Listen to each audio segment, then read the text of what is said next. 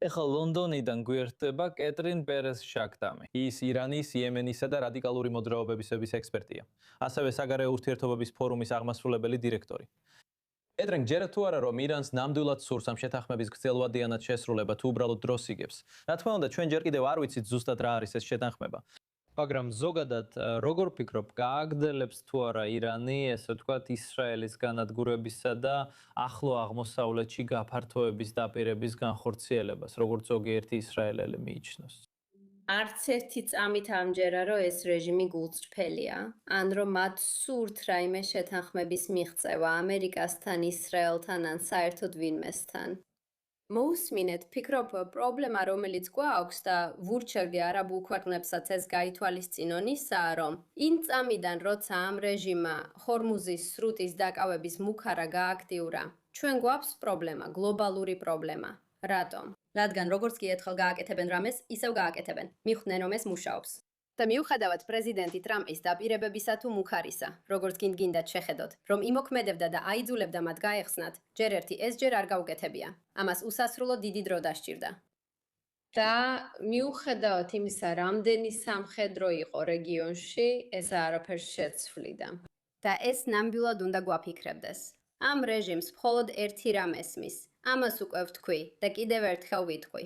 ძალა და ძალადადობა, სამწუხაროდ. ეს არის ენა, რომელსაც ეს რეჟიმი ესმის და ლაპარაკობს. სანამ არ გავიაზრებთ, რომ მათ ისეთივე სიმკაცრით უნდა უპასუხოთ, როგორც ისინი გვიტევენ და გვიტევდნენ, ეს არ იმუშავებს. ტერორთან მოლაპარაკება შეუძლებელია. და ეს დიდი ასოთი ტეია. ასე რომ არ მესმის, რატომ ვაგრძელებთ ამ საუბრებს. განსაკუთრებით ვაშინგტონში, სადაც თავს იტყვონში, თადაც თავს იტყვევენ, თითქოს ვინმე შეუძლია ნობელის მშვიდობის პრემია მიიღოს ირანთან შეთანხმების საფუძველზე. შეთანხმების დადება შეუძლებელია, რადგან ისინი ამ შეთანხმების პირობებს არ დაიცავენ. არც დღეს, არც ხვალ, არც არასდროს. ბირთვულ საკითხთან დაკავშირებით მაინც ტრამპის ადმინისტრაცია ყოველთვის აკრიტიკებდა JCPOA-ს და ბარაკ ობამას შეთანხმებას. ტრამპმა აქაც იგივე გააკეთა. თუ რაიმე უკეთესია შეჩერების საკითხში, მაგალითად ეხლა ვსაუბრობთ მარადიულ შეზღუდვაზე, თუ რამდენად შეუძლია ირანს გაამდიდროს ურანი, ასევე ვსაუბრობთ ზოგიერთი ობიექტის დაშლაზეც, თუ ტრამპმა უბრალოდ საქმე გადადო. მაგრამ რას ნიშნავს ეს? ხომ იცით, როცა ამბობს, რომ ეს სამუდამოდ აკრძალული იქნება. ანუ სანამ შემდეგი პრეზიდენტი მოვა. ანუ მინდა ვთქვა, რა ღირებულება აქვს შეთანხმებას, თუ ანუ ადამიანი, რომელიც შენს წინ ზის, არ არის გულწრფელი, ან არ აქვს განზრახვა, ან არ ესმის, რას ნიშნავს მშვიდობა. ჩვენ საუბრობთ ადამიანებთან, რომლებიც ფიქრობენ, რომ 7 ოქტომბერი მენშაიტისთვის დიდი გამარჯვება იყო. მაშ, როგორ შეგვიძლია საერთოდ წარმოვიდგინოთ წინადადების დასაწყისი, რომელიც სიტყვა მშვიდობას შეიცავს. აქვა ბომპიღადად, მე არ შემიძლია, ვერაფერზე დავდებ თავს. ვფიქრობ ეს აბსურდია.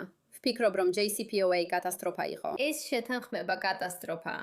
უბრალოდ სხვა ფერები აქვს და ამჯერად ეს ბატონი ტრამპის მედიაციით მოხდა. ამიტომ ვიტყოდი, რომ თუ ის ვიღაცა სხვას ესაუბრებოდა, დავიჯერებდი, მაგრამ არ მჯერა, რადგან ეს რეჟიმია.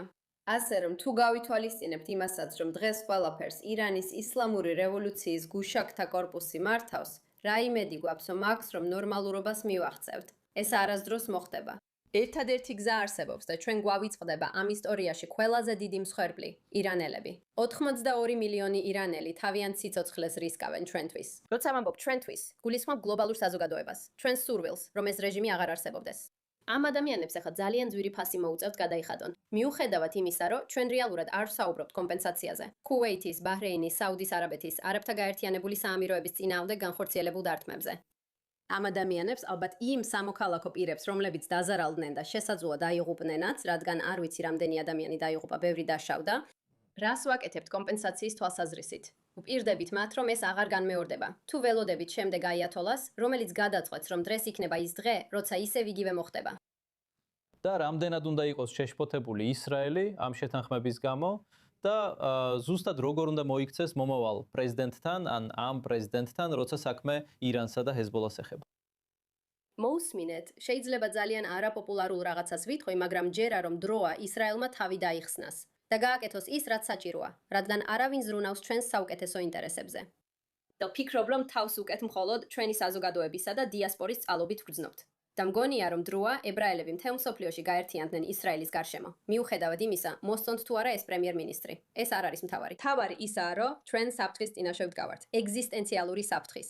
ევროპიდან გვაგდებენ, გაერთიანებული სამეფოდან გვაგდებენ. ზოგი იტყვის, რომ ჯერ არ არის ამის ნიშნები. მე უკვე მესმის ეს სიგნალი. დიდი მადლობა. ხედავ, რომ პრემიერ-მინისტრებსა და პრეზიდენტებს მთელ მსოფლიოში დიდად არ ადარდებთ, რა მოუვათ მათ ებრაელებს. იქნება ეს ისრაელში თუ საკუთარ ქვეყანაში. ამიტომ უნდა გავაკეთოთ ის, რაც ჩვენთვისაა კარგი. ეს ნიშნავს, რომ ერთმანეთს გვერდში დავუდგეთ. გავაკეთოთ ის, რაც ყველაზე კარგად შეგვიძლია. გავიცვათ ერთმანეთი და გავაკეთოთ ის, რაც საჭიროა. მიუხედავად იმისა, რას ფიქრობს მსოფლიო ჩვენზე. სრულიად გულწრფელად რომ თქვა, მირჩევნია კიდევ ერთი დღე ვიცოცხლო. და ძალიან არაპოპულარული ვიყო, ვიდრე აღარ ვიცოცხლო. და იცით, გმირად ან მშვიდობის მყოფელად მომიხსენილენიონ. არ მადარდებს, არ მადარდებს. უკვე ძალიან ბევრი ებრაული სისხლი დაიღვარა. არ ვამბობ, რომ სხვებმა ჩემთვის უნდა დაიღვარონ სისხლი, მაგრამ მინდა რომ ჩემი სისხლი აღარ დაიღვაროს. ამიტომ ისე უნდა გავაკეთოთ ის, რაც არაპოპულარულია. მაგრამ ჩვენ ამას უკვე შევეჩვიეთ. მათ არ მოუწონვართ. და ვფიქრობ, უნდა დავივიწყოთ ის აზრი, რომ თუ მათ წესებს დავემორჩილებით, შეიძლება მოგწონონ.